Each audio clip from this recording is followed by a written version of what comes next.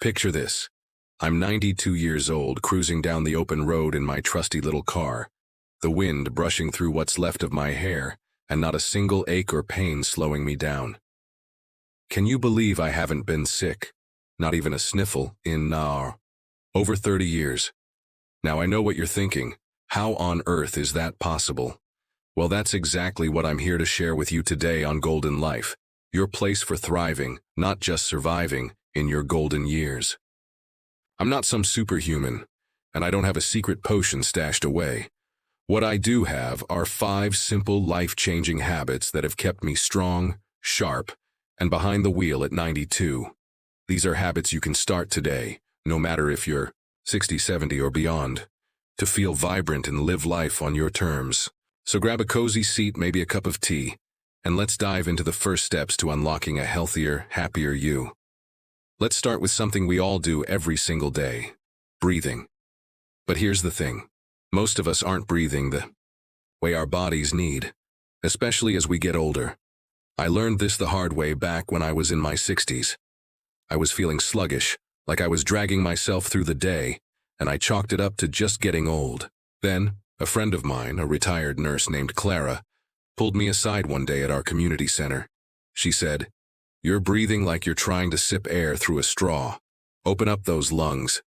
She taught me a simple deep breathing habit that changed everything. Every morning I spend 5 minutes focusing on slow, deep breaths, inhaling through my nose for a count of 4, holding it for 4, and exhaling through my mouth for 6. It's like giving your body a big, refreshing gulp of oxygen. This isn't just relaxing, it's a game changer for your health. Deep breathing boosts your immune system by lowering stress hormones, which can wreak havoc on your body if left unchecked. Stress can make you more likely to catch colds or feel run down, and who has time for that? Plus, it gets more oxygen to your brain and muscles, keeping you sharp and energized. Here's how I do it. I sit by my kitchen window where I can see the sunrise, and I breathe in slowly, imagining I'm filling my whole body with light. Then I hold it, feeling calm and centered, and exhale all the tension away. You can do this anywhere. Your living room, your backyard, even waiting at the doctor's office. Start with just 5 minutes a day, and I promise you'll feel a difference. Back when I started, I noticed I wasn't just less tired, I was sleeping better too. My doctor even commented that my blood pressure was steadier. And let me tell you, when you're driving at 92, you need all the focus and energy you can get. So that's habit number 1, breathe deeply, intentionally, every day. It's free, it's easy, and it's like a reset button for your body. Now let's talk about something else we all need: movement. But before you groan and think I'm about to tell you to run a marathon, hear me out. I'm not talking about intense workouts or lifting heavy weights. At 92, I keep it simple, and it's kept me strong enough to climb stairs, carry my groceries, and yes, drive my car. My second habit is what I call gentle daily motion. Every day, I do 20 minutes of low-impact movement that feels good for my body. For me, that's a mix of stretching and a short walk around my neighborhood. Back in my 70s, I noticed my joints were getting stiff, and getting out of a chair felt like a chore. I didn't want to lose my independence, so I started small. I'd stretch my arms and legs while watching the morning news, then take a slow walk to the mailbox and back. Over time, I built it up to a loop around the block, waving to neighbors and soaking in the fresh air. Why does this matter? Gentle movement keeps your muscles flexible, your joints lubricated, and your heart happy. It's like oiling the hinges on a door. Everything works better when it's moving. Studies show that even light activity, like walking or stretching, can lower your risk of chronic illnesses like diabetes or heart disease, which can sneak up as we age. Plus, it boosts your mood. I remember one tough winter when I was feeling a bit blue. My kids were far away, and the cold kept me inside. But I stuck to my 20-minute routine, even if it was just marching in place in my living room. And it lifted my spirits every time. You don't need fancy equipment or a gym membership. Try stretching while listening to your favorite music or walking to a nearby park. The key is consistency. Do a little every day, and your body will thank you. For me, this habit is why I can still hop in my car and drive to the store without a second thought. Let's pause for a moment, because I want you to imagine something. Picture yourself a year from now, feeling stronger, more energized, and confident in your body. That's what these habits can do. They're not about chasing perfection. They're about living fully no matter your age. We've covered deep breathing to recharge your body and gentle movement to keep you strong, but there's more to share. I've got 3 more habits that have been my secret to staying healthy and independent for decades. So stick with me, because we're just getting started on this journey to your golden life. Welcome back to Golden Life, where we're all about thriving in our golden years, not just getting by. If you're just joining me, I'm 92, still driving my car, and I haven't been sick in over 30 years. How? It's all thanks to 5 simple habits that have kept me strong, sharp, and full of energy. We've already talked about the power of deep breathing to recharge your body and gentle daily motion to keep you flexible and strong. Now, let's dive into the next 2 habits that have been absolute game changers for me. These are things you can start doing today to feel more vibrant and keep those doctor visits to a minimum. So settle in, maybe grab a notepad, and let's keep this journey going. Let's start with habit number 3, eating with intention. Now, I'm not about to tell you to overhaul your entire kitchen or swear off your favorite treats. Life's too short to give up chocolate chip cookies, right? But here's what I've learned over the decades. What you put in your body matters, especially as we age. When I was in my late 60s, I started noticing I'd feel bloated or tired after certain meals. I thought it was just part of getting older. But then I met a nutritionist at a senior center potluck. Her name was Margaret, and she was a firecracker. She said, "You're not feeding your body, you're just filling it." That stuck with me. So I started focusing on eating colorful whole foods. Think bright veggies, juicy fruits, lean proteins, and healthy fats. My rule is simple. Make half my plate vegetables, a quarter protein like chicken or beans, and a quarter whole grains like brown rice or quinoa. I call it my rainbow plate because it's bursting with color and goodness. Why does this work? Eating this way gives your body the nutrients it needs to fight off illness and keep your energy up.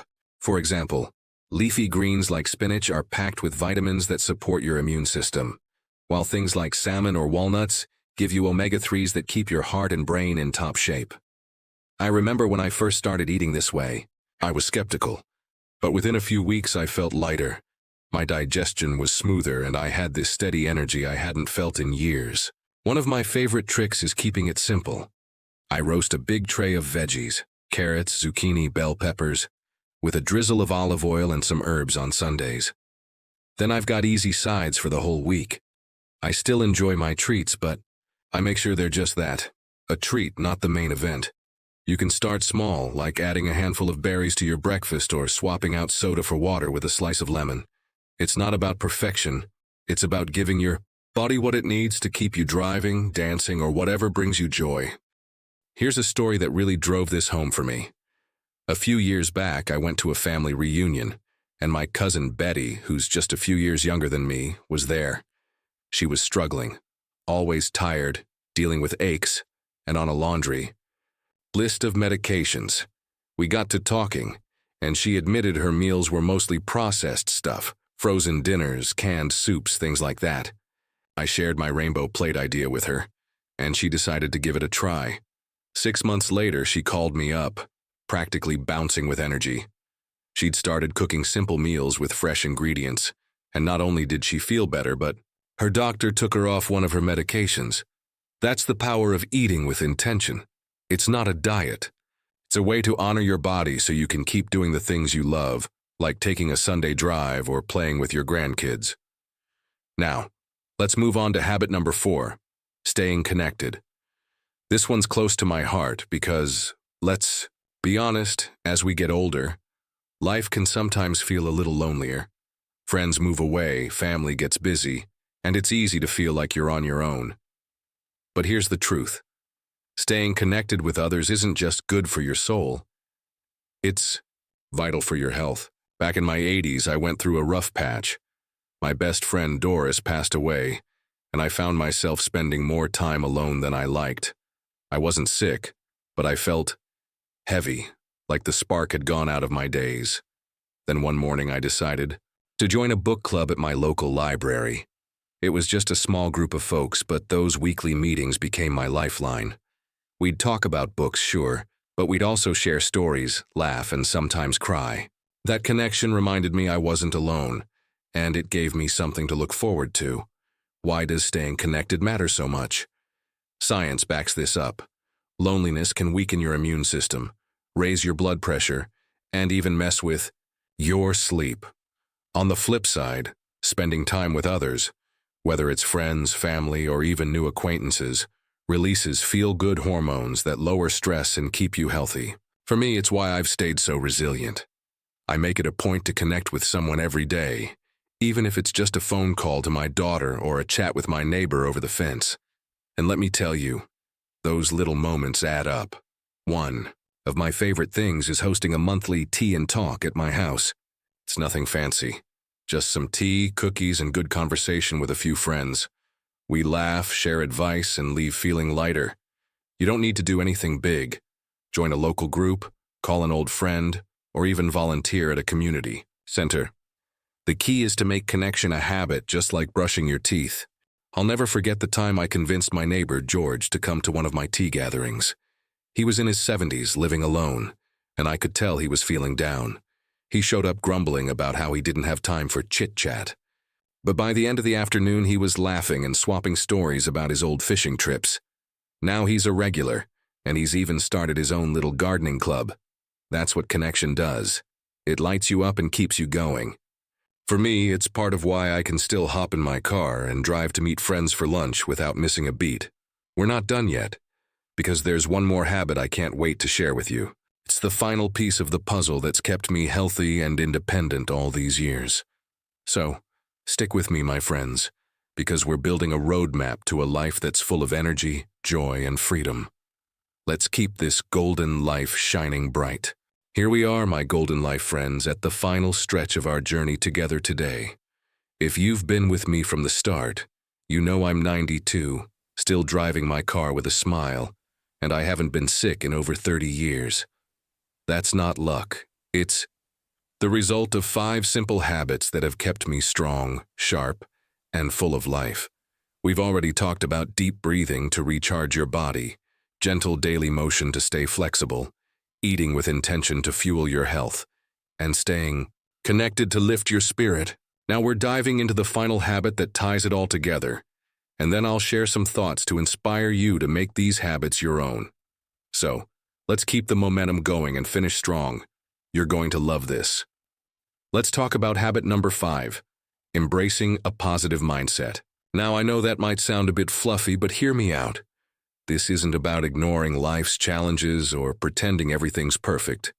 It's about choosing to focus on what you can control and finding joy in the little moments. No matter what comes your way. When I was in my late 70s, I had a scare. I started having some heart palpitations, and my doctor ran a bunch of tests. For a few weeks, I was terrified, thinking my driving days, or worse, were over. But then I remembered something my mother used to say: "You can't change the wind, but you can adjust your sails." I decided to focus on what I could do. I kept up my breathing exercises, ate my rainbow plates, and made sure to call a friend every day. I also started a little gratitude ritual. Every night before bed, I'd write down 3 things that made me smile that day.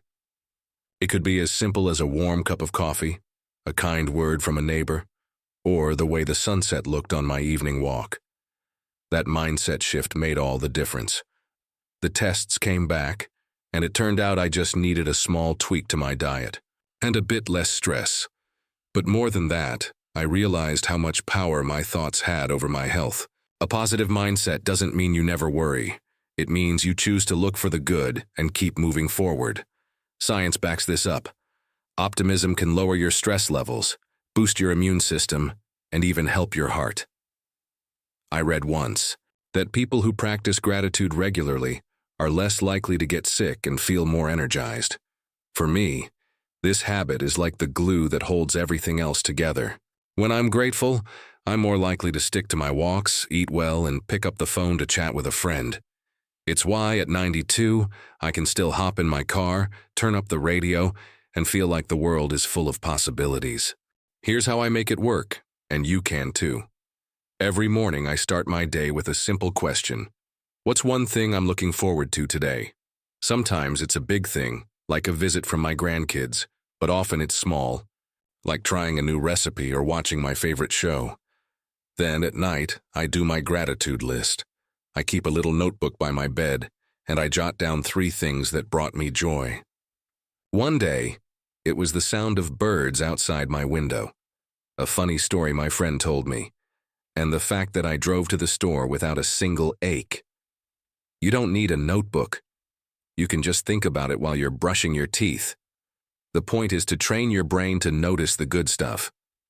I shared this habit with my friend Clara, the nurse who taught me about deep breathing years ago. She was skeptical at first, but she tried it. A few months later, she told me she felt lighter, like the weight of her worries wasn't so heavy. Anymore. That's the magic of a positive mindset. It doesn't just keep you healthy, it makes life feel worth living. Let me tell you one more story that really brings this home. A few years ago, I met a man named Harold at my book club. He was in his 80s and he'd lost his wife a year earlier. He was quiet, barely spoke, and I could tell he was struggling. One day, I invited him for tea and shared my gratitude ritual with him. He started doing it, just writing down one thing each day that made him smile. Slowly, he started opening up, sharing stories about his wife, and even laughing again. Last month, he told me he'd taken up painting, something he hadn't done since he was a kid. He said, "I didn't realize how much I was missing until I started looking for the good." That's what a positive mindset can do. It's not about erasing the hard stuff, it's about making room for joy. Now, let's take a moment to think about everything we've covered. I'm not going to bore you with a list, but picture this. You feeling stronger and more energized because you're breathing deeply every morning, moving your body gently each day, eating foods that nourish you, staying connected with people who light you up, and choosing to see the good in every day. That's the life I've built, and it's why I'm still driving at 92, waving to my neighbors and living with a spring in my step. These habits aren't complicated, and they don't require a fancy gym or a big budget. They're about small, intentional choices that add up to a big difference. I've seen it in my own life, in my cousin Betty's energy after she changed her eating, in George's smile after joining our tea gatherings, and in Harold's rediscovery of painting. If we can do it, so can you. So here's my challenge to you. Pick one of these habits. Maybe it's 5 minutes of deep breathing or writing down 3 things you're grateful for, and try it for a week, just 1 week. See how it feels. You don't have to be perfect. You just have to start. And if you're feeling inspired, I'd love to hear from you. Drop a comment below and tell me which habit you're going to try, or share a story about how you're living your golden life. It means the world to me to connect with you. And if you're enjoying this, hit that like button and subscribe to Golden Life so we can keep this journey going together. I read every comment, and I'm cheering you on from my little corner of the world. As we wrap up, I want you to know something. Your golden years aren't about slowing down, they're about living fully on your terms. You're not just getting older, you're getting wiser, stronger, and more capable of creating a life you love. So, take a deep breath, step into these habits, and let's make every day a little brighter. I'll be right here, driving along, and rooting for you. Until next time, keep shining, my friends, and live your golden life to the fullest.